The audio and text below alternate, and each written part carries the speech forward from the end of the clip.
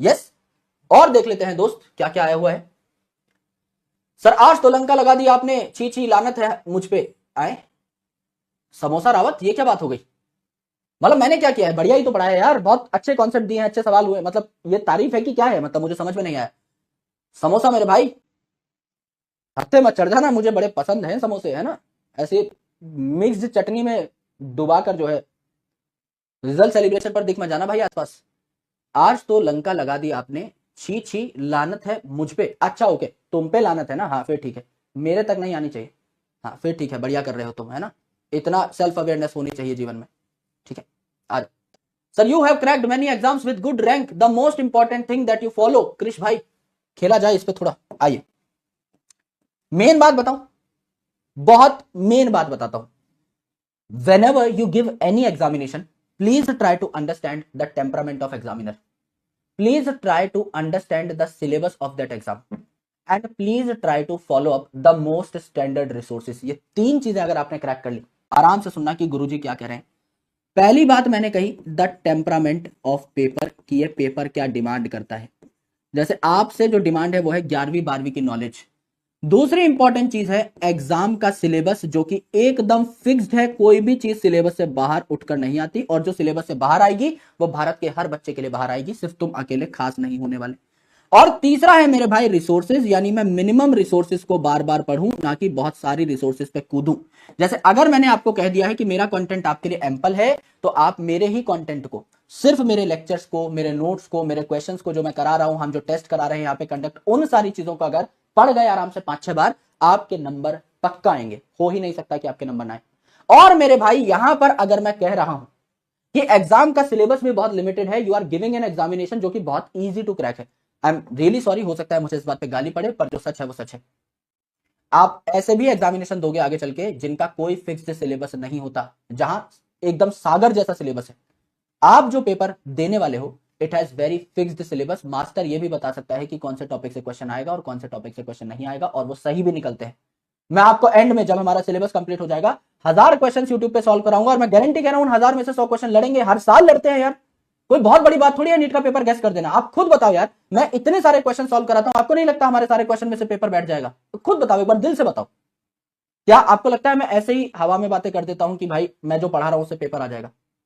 क्योंकि पेपर आएगा और कहां से? The things are very limited, the things are very consolidated. मैं तो एग्जैक्टली भी बता सकता हूं मेरे भाई कि कहां से सवाल बैठेगा। मैं शायद उस सवाल का फॉर्मेट गैस ना कर पाऊं, मैं शायद उस सवाल की लैंग्वेज गैस ना कर पाऊं, लेकिन टॉपिक तो मैं गैस करा ही दूंगा। वो टॉपिक तो मैं अच्छे से पढ़ा ही दूंगा मेरे भाई, उस पर 4-5 सवाल तो मैं करा ही दूंगा। उन्हीं स्टेटमेंट से तो कोई ना कोई स्टेटमेंट आपके पेपर में अटकेगी। This is very obvious. So इसमें क्रेडिट लेने की तो कोई चीज ही नहीं है कि मैंने कर दिया।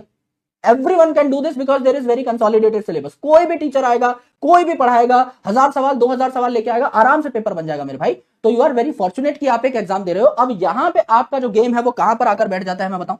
यहां पर आपका जो असली गेम है वो आ जाता है कंसिस्टेंसी पे, रेगुलरिटी पे। सिर्फ ये एक चीज अगर आप क्रैक कर गए, then you are done for this paper.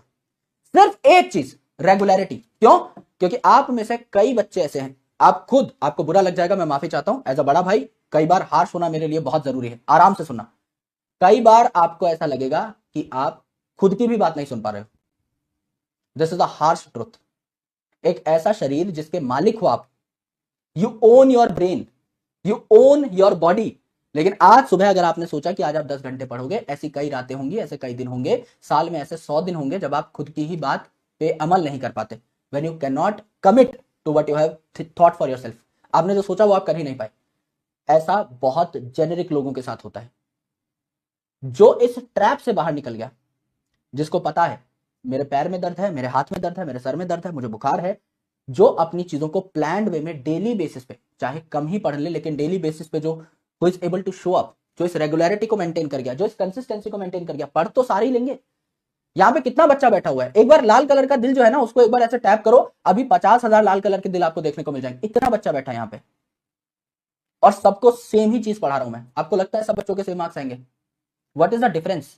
क्या डिफरेंस है वहां पे? क्योंकि जो बातें हम बताते हैं, जो चीज हम आपसे चाहते हैं कि आप घर जाके करें, वो सब कोई नहीं कर रहा है। If you only follow the instructions, जो मास्टर जी कह रहे हैं, जो विपू भाई कह रहे हैं, अगर वो भी घर जाके कर लिया, और जितना पढ़ा रहा हूं उतना पढ़ लिया, और 5 बार रिवाइज कर लिया, तुम बताना भाई, तुम्हारा सिलेक्शन ना हो तो तुम्हारा चप्पल और मेरा मुंह, अगर सिलेक्शन ना हो तो भाई, है ना, स्टेज पे चढ़ के मारने लग जाओ भाई कटाकट। ऐसा हो ही नहीं सकता। This is universal truth. किसी भी पेपर को देने जाओगे यही होता है। लिमिटेड किताबें हैं, 10 बार पढ़ो, निकाल ले जाओ।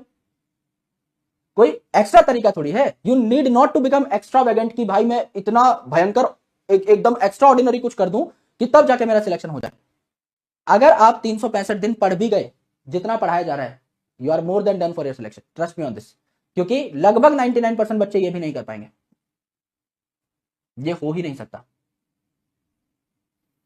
शुरुआत सबकी एक जैसी होती है, अंत सबका एक जैसा नहीं होता। डोपामिन रश शुरू में सबको एक जैसी किक देता है, सब लोग नई कॉपी बनाते हैं, सब लोग पेन खरीद के लेके आते हैं, सब लोग मास्टर की बात सुनते हैं, 10 दिन होमवर्क करते हैं, 11वें दिन आधे से ज्यादा लोग जो है टूट के बिखर जाते हैं, और उनको वापस लेके आना on track is very very difficult, क्योंकि उनको पहले खुद को कन्विंस करना पड़ेगा कि मुझे काम करना है।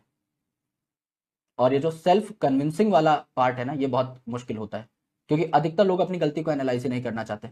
सबको लगता है कि प्रॉब्लम सामने वाले में है, मुझ में नहीं है, बैच ही खराब है, मास्टर ही गंदा पढ़ा रहा है ना। मेरे में तो मैं तो सर्वगुण संपन्न हूं, मेरे से ज्यादा भौकाली आदमी आज तक पैदा थोड़ी हुआ है इस धरती पे, है ना।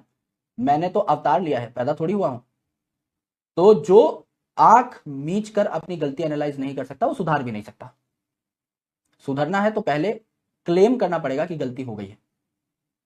तो अपनी गलतियों पे काम करो, मौके देती है जिंदगी, अभी मौका है, बहुत वक्त है, भाई खड़ा है साथ, कोई टेंशन है नहीं।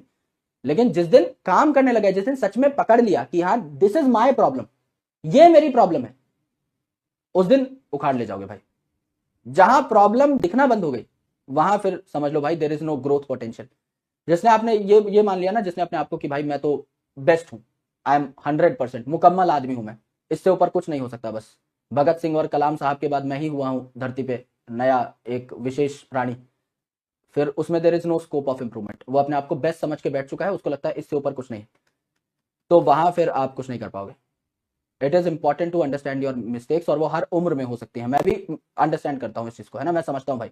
मैं रात को बैठता हूँ और आत्म मूल्यांकन करता हूँ, I call it deep analysis, I called it self analysis. मैं खुद के साथ बैठ करके बातें करता हूँ और मैं सोचता हूँ कि आज मैंने क्या गलत कर दिया और मैं क्या उसको सही कर सकता था आज, and that makes a better tomorrow. आज जो हो गया वो तो मेरे हाथ में है ही नहीं। आज जो मैं कबाड़ा करके आ गया कहीं, वो तो हो ही गया है, उसके लिए तो मैं सिर्फ माफी मांग सकता हूं अगर मुझसे कोई बहुत भूल चूक हो चुकी है तो।